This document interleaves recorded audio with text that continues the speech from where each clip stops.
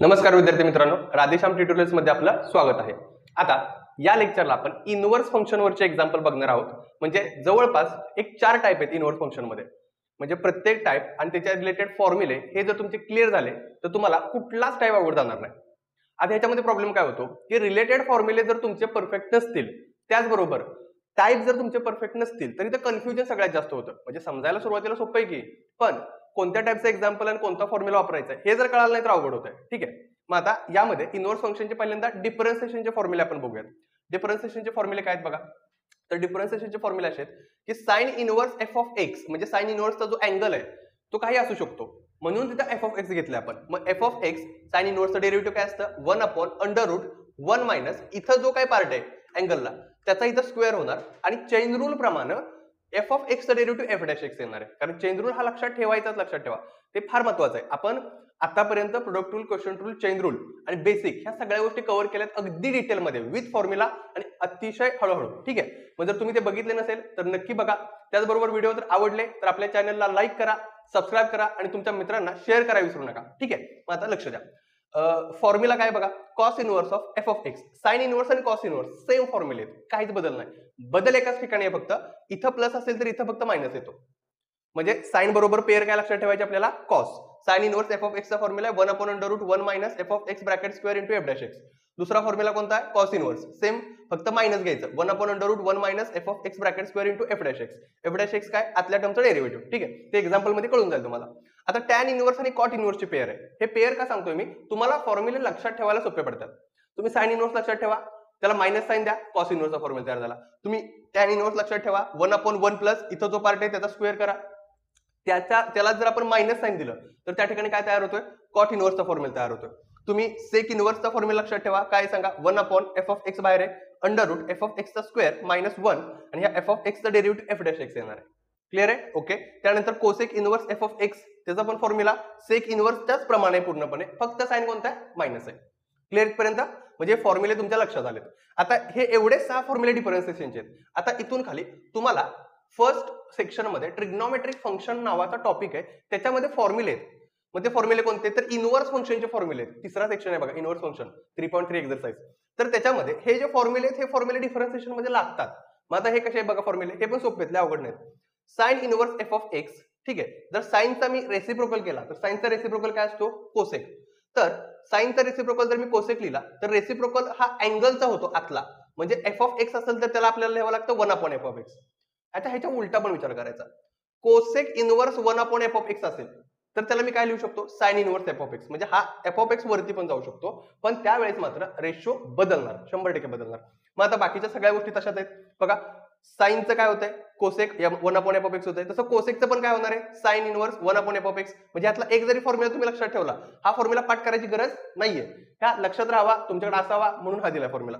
जसं की साइन आणि कोसेकची तर पेयर लक्षात ठेवली आपण, त्या पद्धतीने तर टॅन आणि कॉटची पेयर लक्षात ठेवायची, की tan inverse f of x असेल आणि त्याला तुम्हाला कॉट करायचंय, कॉट इनव्हर्स करायचंय, तर कॉट इनव्हर्स केला असता हा जो एफ ऑफ एक्स आहे तो 1/एफ ऑफ एक्स होणार आहे। क्लिअर आहे। त्याचबरोबर सेक इनव्हर्स एफ ऑफ एक्स, इथं काय होणार सांगा, तर सेक इनव्हर्स एफ ऑफ एक्स होतो कॉस इनव्हर्स 1/एफ ऑफ एक्स। का, सेक हा कॉसचा रेसिप्रोकल आहे, कॉस हा सेकचा रेसिप्रोकल आहे। पण रेसिप्रोकलच्या पेयर लक्षात ठेवायच्या, फक्त अँगलचा रेसिप्रोकल होणार हे लक्षात ठेवायचं ज्यावेळेस तुम्ही रेशोचा रेसिप्रोकल करताय त्यावेळेस। ठीक आहे, म्हणजे इथपर्यंत पार्ट तुमच्या लक्षात आलाय पूर्णपणे। हा पूर्ण ट्रिग्नोमेट्रिक फंक्शनचा पार्ट आहे, हा डिफरन्शिएशनचा पार्ट नाहीये, लक्षात घ्या। पण हा वापरायला लागतो, हा सिम्प्लिफिकेशनला लागतो आपल्याला पार्ट। ठीक आहे, त्यानंतर आता हा पण ह्याच्याच रिलेटेड पार्ट आहे खाली इनव्हर्स फंक्शन मधला बघा। Sine inverse x plus cos inverse x आलं तर लक्षात ठेवा, एक्स म्हणजे काय, तर इथला जो अँगल आहे तो अँगल सेम पाहिजे साइन इनव्हर्स आणि कॉस इनव्हर्सचा। तर त्याचा आन्सर डायरेक्ट आपण काय लिहू शकतो, π/2। आता याचा वापर तुम्हाला पहिल्या सेक्शनला पण होणार आहे, हे डोक्यात ठेवा। Tan inverse x plus cot inverse x ची व्हॅल्यू किती असते, π/2, आणि sec inverse x plus cosec inverse x पण किती असते, π/2। क्लिअर पर्यंत, ठीक आहे। म्हणजे हे सगळे फॉर्म्युले आपण आता एक्सप्लेन केलेले आहेत। हे सगळे फॉर्म्युले तुम्हाला शांतपणे व्हिडिओ पॉज करून लिहून घ्यायचे आहेत। त्याचबरोबर हे पहिल्यांदा फॉर्म्युले रिवाइज करा, ठीक आहे, कारण सांगतो प्रत्येक लेक्चर जे काय होते आपलं, त्या प्रत्येक लेक्चरच्या रिलेटेड जेवढे पण आपण फॉर्म्युले देतो ते सगळे फॉर्म्युले तुमच्या आता तोंडपाठ पाहिजेत। म्हणजे मागचे जेवढे पण आपले लेक्चर झालेत, मग त्याच्यामध्ये जेवढे पण मी फॉर्म्युले दिले ते सगळे फॉर्म्युले जर तुमचे परफेक्ट असतील तर टॉपिक परफेक्ट आहे। तुम्हाला अजूनही फॉर्म्युले बघावे लागत असतील तर मात्र तुम्हाला नंतर परीक्षेमध्ये प्रॉब्लेम येणार आहेत। का, जसं जसं आपण पुढे जाणार आहे आपला पाठ पुढचा येत राहणार आहे, मागचा पाठ विसरत जातो. आणि तुमचे जर फॉर्म्युले क्लिअर असतील तर सगळ्या गोष्टी क्लिअर आहेत. म्हणून जर काय रिवाइज करायचंय तर एकच गोष्ट आहे, फॉर्म्युलेच रिवाइज करा, सारखे रिवाइज करा. ठीक आहे, ओके, इथपर्यंत लक्षात आलंय. फॉर्म्युले रिवाइज कराल तुम्ही. आता ह्याच्या रिलेटेड आपण एक्झाम्पल घेऊयात. एक्झाम्पल मध्ये काय येणार बघा. एक्झाम्पल मध्ये पहिलं एक्झाम्पल आहे साइन इनव्हर्स. ठीक आहे, साइन इनव्हर्स एक्स क्यूब. मग आता इथं बघा, त्याला आपण कशाशी कम्पेअर करणार आहे, तर या पार्टला आपण कम्पेअर करणार आहे साधारणतः या फॉर्म्युला बरोबर. ठीक आहे, बघा इथं फंक्शन काय sine inverse f of x आहे, इथं फंक्शन काय साइन इनव्हर्स एक्स क्यूब आहे, बरोबर आहे का. मग आता या फॉर्म्युला प्रमाणे काय होणार सांगा, तर 1/√1 मायनस इथं एफ ऑफ एक्स कोण आहे, एक्स क्यूब आहे, बरोबर आहे. म्हणजे आता ह्याचं डेरिव्हेटिव्ह काढायचं झालं तर आता लक्षात घ्यायचंय काय 1, हे सगळं y इक्वल टू असतं हे लक्षात ठेवा. मग ह्याला आपण काय करूयात, डिफरन्शिएट करूयात विथ रिस्पेक्ट टू एक्स. वायचं डेरिव्हेटिव्ह काय येणार आहे, dy/dx इक्वल टू साइन इनव्हर्सचं डेरिव्हेटिव्ह येणार 1/√1 मायनस एक्स क्यूबचा काय होणार आहे स्क्वेअर, कारण एफ ऑफ एक्स इथे एक्स क्यूब आहे त्याचा स्क्वेअर, आणि मल्टिप्लाय करून इथं काय एफ डॅश एक्स म्हणजे इथं जो कोण पार्ट आहे त्याचा चेन रूल प्रमाणे डेरिव्हेटिव्ह येणार. सांगा ह्याचा डेरिव्हेटिव्ह एक्स क्यूबचा डेरिव्हेटिव्ह काय येणार आहे 3x². कळालं, ओके. मग फायनल आन्सर तुम्हाला असं मिळेल 3x²/√1 मायनस 3 चा किती होणार सांगा इथं 6. करेक्ट आहे, म्हणजे हे आपलं फायनल आन्सर आलं dy/dx साइन इनव्हर्स एक्स क्यूबचं डेरिव्हेटिव्ह. ठीक आहे, आता पुढं y equal to cos inverse 2x² minus x. मग आता ह्याचं डेरिव्हेटिव्ह कसं काढणार बघा, तर कॉस इनव्हर्सचा फॉर्म्युला कुठे चेक करा या ठिकाणी. मग काय फॉर्म्युला आहे -1/√1 minus f of x bracket square, म्हणजे सेम फॉर्म्युला आहे फक्त मायनस साइन द्यायचंय.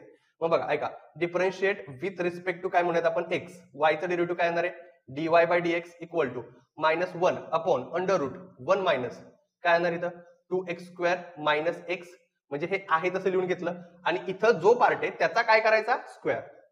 करेक्ट आहे, ओके. आता मल्टिप्लाय करून, आता मल्टिप्लाय न्यूमरेटरलाच होणार आहे ना, म्हणून न्यूमरेटर मध्ये लिहितो, इथं स्क्वेअर ब्रॅकेट टाकतो. आता हे झालं कॉस इनव्हर्सचं डेरिव्हेटिव्ह. चेन रूल प्रमाणे एफ डॅश पण आहे, म्हणजे ह्या फंक्शनच्या आतमध्ये जो काय म्हणजे कॉस इनव्हर्सचा जो अँगल आहे त्याचा डेरिव्हेटिव्ह काढायचा. त्या अँगल कोण आहे 2x² मायनस एक्स आहे. पण डेरिव्हेटिव्ह सांगा ह्याचं 2x² चं डेरिव्हेटिव्ह काढताना 2 तसंच राहणार पुढचा, ओके. x² चं डेरिव्हेटिव्ह काय येणार आहे, तर x² चं डेरिव्हेटिव्ह येणार 2 पुढे येणार x⁻1 येणार. ठीक आहे, मायनस ह्या x चं डेरिव्हेटिव्ह किती येणार आहे 1. म्हणजे आन्सर काय आलं सांगा 2 × 2x मायनस x चं डेरिव्हेटिव्ह किती आलं 1. मग आता फायनल आन्सर असं आलं, मायनस बाहेर येणार आहे इथं 2 चा काय होणार 4x minus 1/√1 minus 2x² minus x ब्रॅकेटचा स्क्वेअर. ह्याला एक्सपांड पण करू शकता सिम्प्लिफिकेशन साठी. क्लिअर इथपर्यंत, म्हणजे हा पार्ट पण तुमच्या लक्षात आलेला आहे.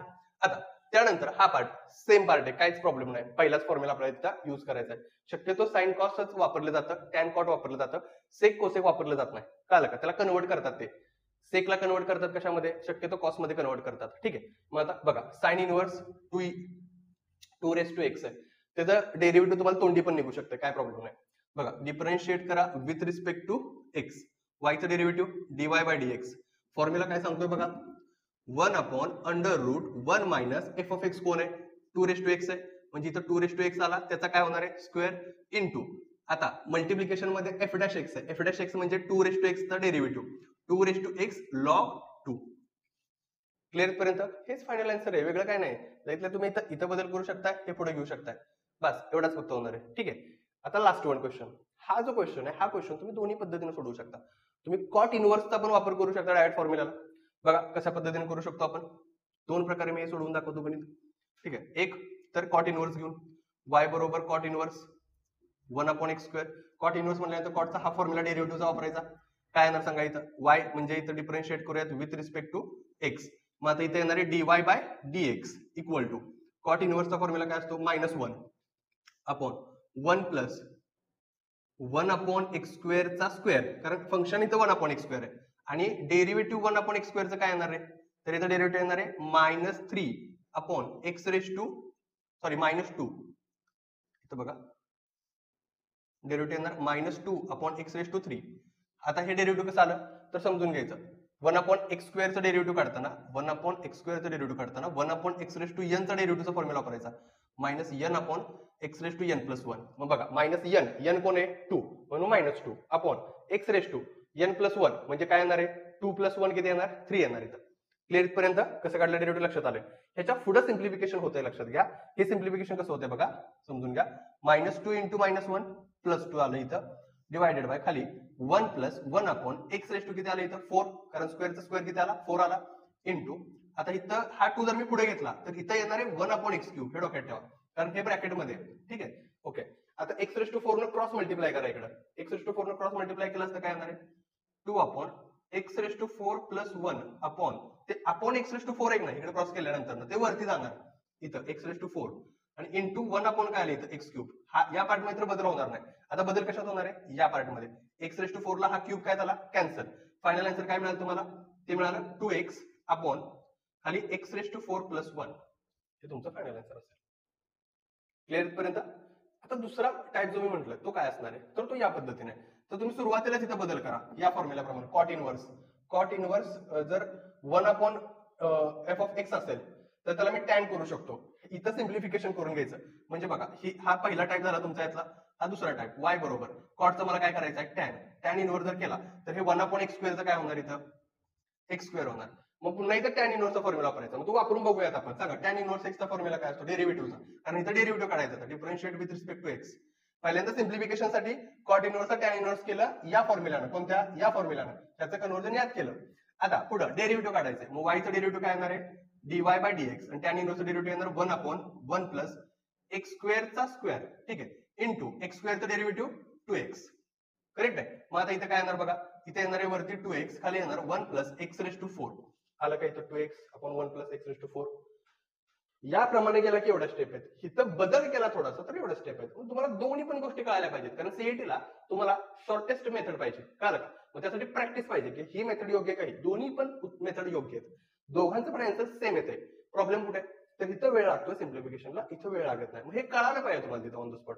ठीक आहे. मग आता एक काम करा हा जो पूर्ण पार्ट आहे आता हे फॉर्म्युला तुम्ही लिहून घेतले असतील ठीक आहे. हा सगळा पूर्ण पार्ट व्यवस्थित स्क्रीनशॉट काढून घ्या, प्रॅक्टिस करा. यानंतर अजून आपण एक्झाम्पल बघूयात. आता पुढची दोन एक्झाम्पल आपण बघूयात काय आहेत बघा. नेक्स्ट 2 एक्झाम्पल्स असे आहेत की y = sin² of sin inverse of x². Okay, तर ह्याच्यामध्ये पण एक ट्रिग्नोमेट्रीची मी ती प्रॉपर्टी एक्सप्लेन करेन जे ह्याच्यात दिली नाही. तुमचा जर झाला असा टॉपिक तर तो क्लिअर होईल, नसेल तर मी सांगतोय सगळ्या प्रॉपर्टी, फक्त प्रॉपर्टी ऍड करून घेत चला. ठीक आहे. मग आता बघा एक समजून काय घ्यायचंय तर साइनचा स्क्वेअर म्हणजेच काय तर बघा ह्या sin² ला मी असंही लिहू शकतो डोक्यात घ्या की sign of sin inverse x² चा ब्रॅकेट स्क्वेअर. साइन स्क्वेअर म्हणजे ब्रॅकेटचा इथला स्क्वेअर आहे त्याला मी साइन स्क्वेअरला मी ब्रॅकेटचा स्क्वेअर पण लिहू शकतो. म्हणजे याचा अर्थ आणि याचा अर्थ एकच आहे हे डोक्यात ठेवायचं. ठीक आहे.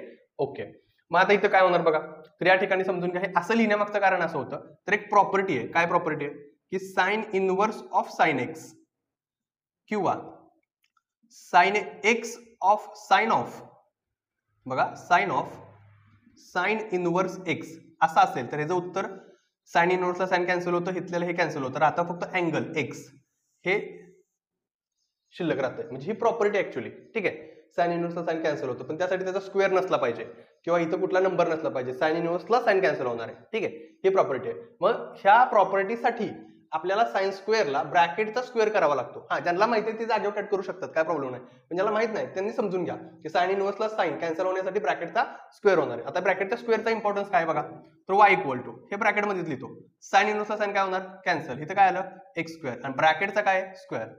x² चा स्क्वेअर म्हणजेच x⁻⁴ किती आलं रे 4 बरोबर आहे. म्हणजे ऍक्च्युअली फंक्शन तुम्हाला दिलंय त्यांनी x⁴ पण ते कसं दिलंय इनवर्स फंक्शन मध्ये या पद्धतीने ऍड करून दिलंय. ठीक आहे. आणि मग ह्याचा डेरिव्हेटिव्ह जर सोपं आहे ना differentiate with respect to x काय डेरिव्हेटिव्ह येणार आहे त्याचं डेरिव्हेटिव्ह येणार आहे dy/dx 4x³ करेक्ट इथपर्यंत. ठीक आहे, म्हणजे हा क्वेश्चन लक्षात आला. तसाच हा क्वेश्चन बघा आता बरं इथं आपण डायरेक्ट फॉर्म्युला वापरलाय का नाही. हे सिम्प्लिफिकेशन ट्रिग्नोमेट्रीचं कळालं पाहिजे तुम्हाला. याच्यामध्ये भरपूर गोष्टी ट्रिग्नोमेट्रीच्या ऍड आहेत.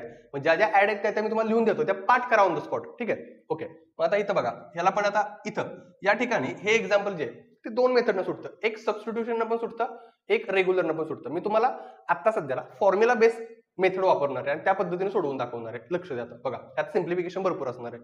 तर त्याला मी डायरेक्ट इथं डिफरन्शिएट करतो. याला आपण डायरेक्ट डिफरन्शिएट केलंय का सांगा नाही. का नाही केलं डिफरन्शिएट डायरेक्ट कारण सिम्प्लिफिकेशन करून त्याचा आन्सर या पद्धतीने येणार आहे. तर डिफरन्शिएट करून उपयोग नाहीये. ठीक आहे. ओके, बरं इथं y चं डेरिव्हेटिव्ह येणार dy/dx. कॉस इनवर्सचं डेरिव्हेटिव्ह काय असते बघा इथं -1 अपॉन √1 मायनस आणि f(x) कोण आहे ही अख्खी रूट मधली टर्म आहे. म्हणजे ब्रॅकेटमध्ये √1 + x/2 ब्रॅकेटचा स्क्वेअर इंटू आता चेन रूल समजून घ्यायचा बघा एफ डॅश एक्स पाहिजे ना, एफ डॅश एक्स म्हणजे ह्याचं डेरिव्हेटिव्ह. मग पहिल्यांदा डेरिव्हेटिव्ह येणार रूटचं डेरिव्हेटिव्ह काय येणार बघा इथं 1/2√1 + x/2. ठीक आहे, हे रूटचं डेरिव्हेटिव्ह झालं. आणि मल्टिप्लाय करून रूटच्या आतल्या टर्मचं डेरिव्हेटिव्ह येणार आहे. रूटच्या आत कोण आहे आता बघा, ऐका हे जे मी डेरिव्हेटिव्ह आहे ना, मी खाली एक्सप्लेन करतो बरं का. इथं मल्टिप्लाय करून लक्षात दे जरा, सांगा इथं 1/2√1 + x. आता हा जो 2 आहे तुम्ही दोघांना एकत्र दिलाय, बरोबर आहे का. आता हे झालं रूटचं डेरिव्हेटिव्ह. आता रूटच्या आतल्या टर्मचं डेरिव्हेटिव्ह काढायचं आहे, म्हणजे कोणाचं काढायचं आहे तर इथं समजून घ्या, रूटच्या आतल्या टर्मचं डेरिव्हेटिव्ह म्हणजे 1 + x/2 चं डेरिव्हेटिव्ह काढायचं आहे, बरोबर आहे का. मग हे डेरिव्हेटिव्ह कसं काढणार, तर डेरिव्हेटिव्ह काढताना लक्षात ठेवायचं डिनॉमिनेटर सेपरेट करायचा 1/2 + x/2. ठीक आहे, मग मल्टिप्लाय करून मी आतल्या टर्मचं डेरिव्हेटिव्ह काढतो. इथं 1/2 चं डेरिव्हेटिव्ह किती येणार आहे 0 आणि x/2 चं डेरिव्हेटिव्ह काढताना x चं डेरिव्हेटिव्ह किती येतं प्लस करून 1/2 तसंच राहणार आहे. क्लिअर इथपर्यंत. ठीक आहे, मग आता ह्या सगळ्यांना एकत्र घ्या व्यवस्थित. काय येणार बघा इथं आता dy/dx = -1/√. ठीक आहे, -1/√1 मायनस स्क्वेअरला रूट काय होणार कॅन्सल, म्हणजे इथे येणार 1 + x/2. ठीक आहे, स्क्वेअरला रूट काय झाला कॅन्सल झाला. ओके, इंटू आता इथं बघा या ठिकाणी हा पण 1/2 आहे आणि इथं पण 1/2 आहे, म्हणजे इथं 1 बाय किती झालं 4. ठीक आहे, ओके, आणि इथं रूट मध्ये काय शिल्लक आहे सांगा, इथं 1 + x/2 आहे. क्लिअर इथपर्यंत. ठीक आहे, आता इथनं पुढे मी थोडं सिम्प्लिफिकेशन करून दाखवतो.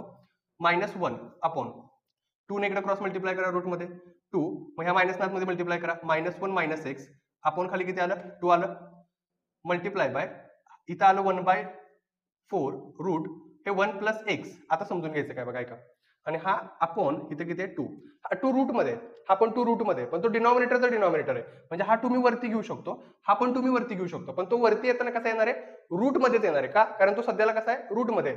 मग वरती काय आलं बघा -√2 डिवायडेड बाय खाली रूट मध्ये 2 - 1 आलं इथं -x मल्टिप्लाय बाय हा 2 पण वरती जाणार म्हणजे √2 होणार आहे, खाली 4 आणि इथं किती आलं 1 + x.